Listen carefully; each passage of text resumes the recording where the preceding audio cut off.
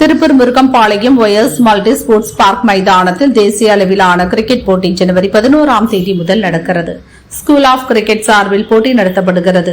இது 16 வயதிற்குட்பட்டோருக்கான DSC Challengers trophy 2026 கோப்பைக்கான போட்டி. இதில் கேரளா, ஆந்திரா, கோவா, மகாராஷ்டிரா, தெலுங்கானா உள்ளிட்ட பல்வேறு மாநிலங்களிலிருந்து 8 அணிகள் பங்கேற்றன.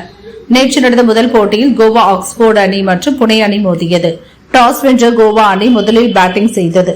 30 ஓவரில் 7 விக்கெட் இழப்பிற்கு கோவா அணியினர் 772 ரன் குவித்தனர். ஷேக் முகமது உசைன் 51 பந்துகளில் 59 ரன்களை குவித்தார். கடின இலக்குடன் புனே கிரிக்கெட் நெக்ஸ்ட் அகாடமி அணி களம் இறங்கியது. 21.4 ஓவரில் அனைத்து விக்கெட்டுகளையும் இழந்து 82 ரன்னில் ஆல் அவுட் ஆனது. 190 ரன்கள் வித்தியாசத்தில் கோவா அணி அபார வெற்றி பெற்றது. கோவா அணி வீரர் ஜதின் தினேஷ் 23 பந்துகளில் 37 ரன் எடுத்தார். மேலும் 3 ஓவர் வீசி 8 ரன் கொடுத்து 4 விக்கெட் கைப்பற்றினார்.